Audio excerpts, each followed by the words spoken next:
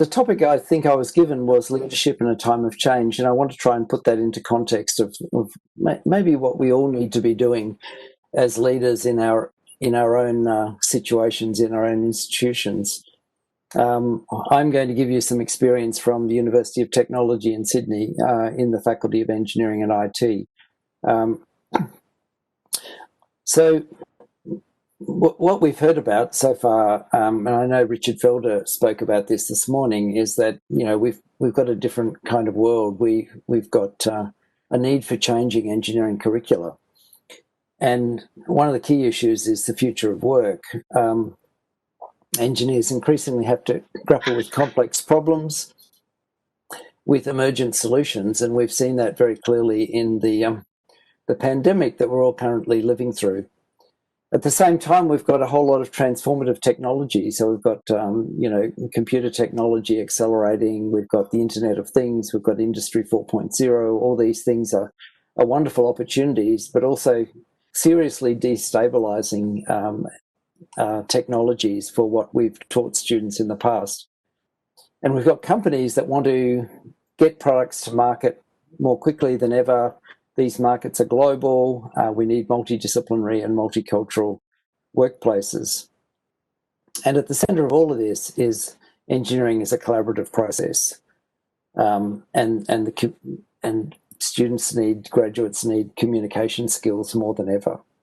And I put that picture in there. I think that was a picture of the traffic in Hyderabad when I was there last year or the year before.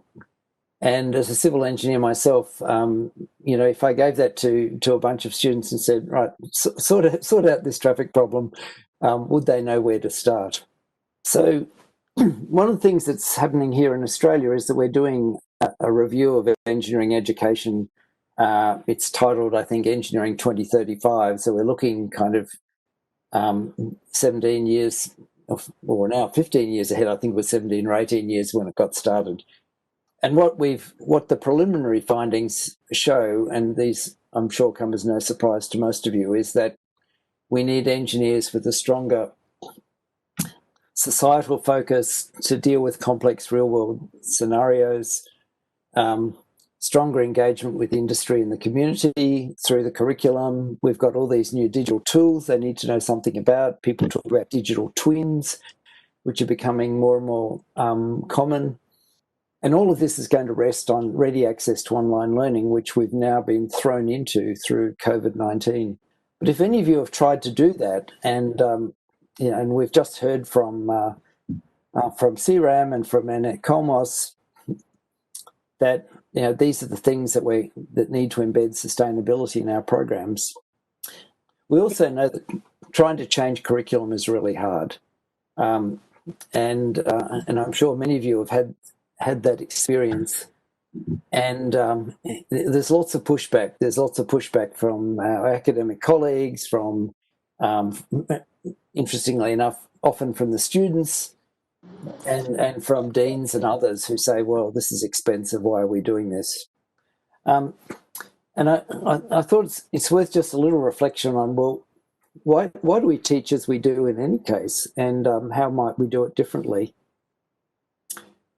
And many of you have probably seen this picture before. I love this picture because it kind of shows where our teaching methods have come from.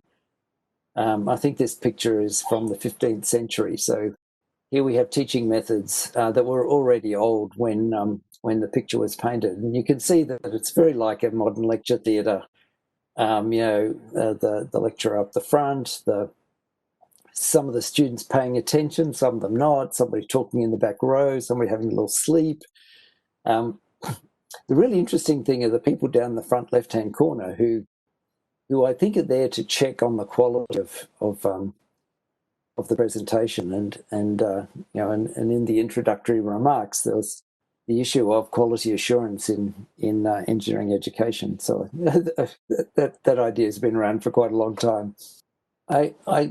Here's another quote about the nature of our education, and that modern education is like being taken to the world's greatest restaurant and being forced to eat the menu, by Murray Gell-Mann, who's a famous physicist who's no longer with us, unfortunately. But I think that's true. I think we have the exam move on to the next subject, so it's hardly very inspiring.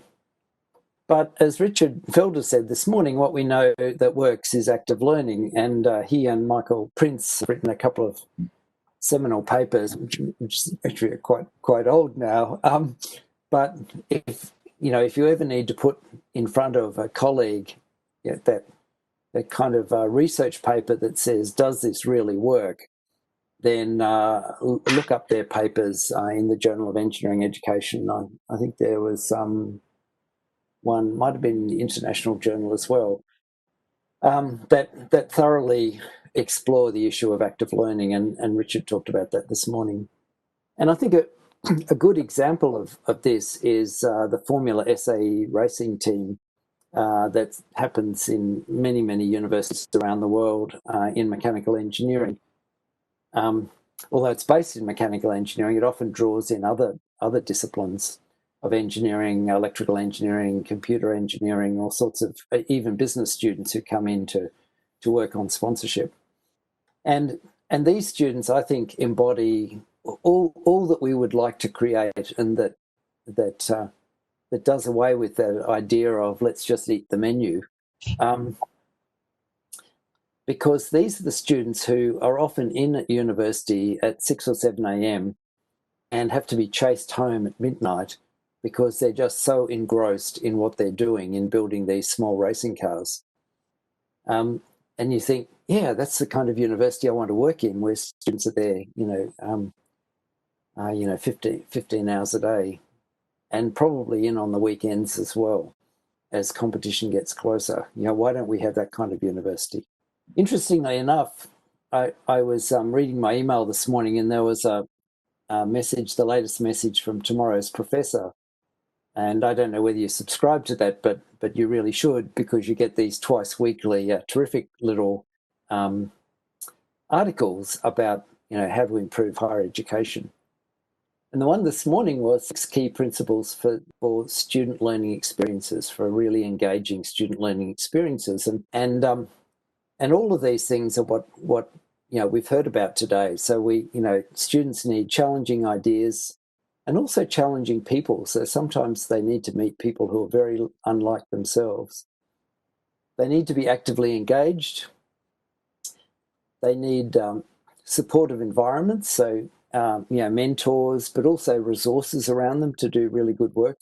They need active real-world learning. Talked about that already. It needs to be collaborative, and it needs to be reflective. So students need to be regularly prompted to go, well, what are you learning here, and what more do you need to be learning?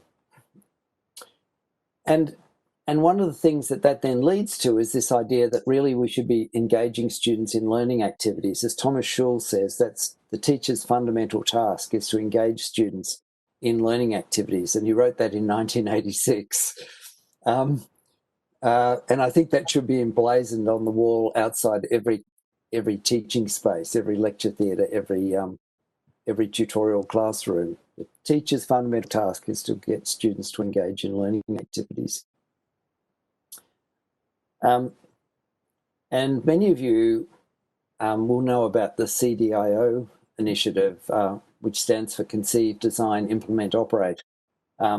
It's got a bigger footprint in Scandinavia and in the US, but also in some of the Australian universities and probably in universities in your countries as well, in Malaysia and elsewhere. And it's probably the best organised international effort to really move engineering curricula to this kind of active learning, project-based learning, real-world learning, collaborative learning, all those things that we... So let me talk about how we've gone about this at UTS. We talk now about studios. So we've kind of moved on from this idea of project-based learning. So if you like, we see studios as problem-based learning or project-based learning 2.0. And we're working to embed studios in every one of our engineering programs, perhaps not in every semester, but in almost every semester, so that students are having these constant studio experiences of building up practice at working as young engineers.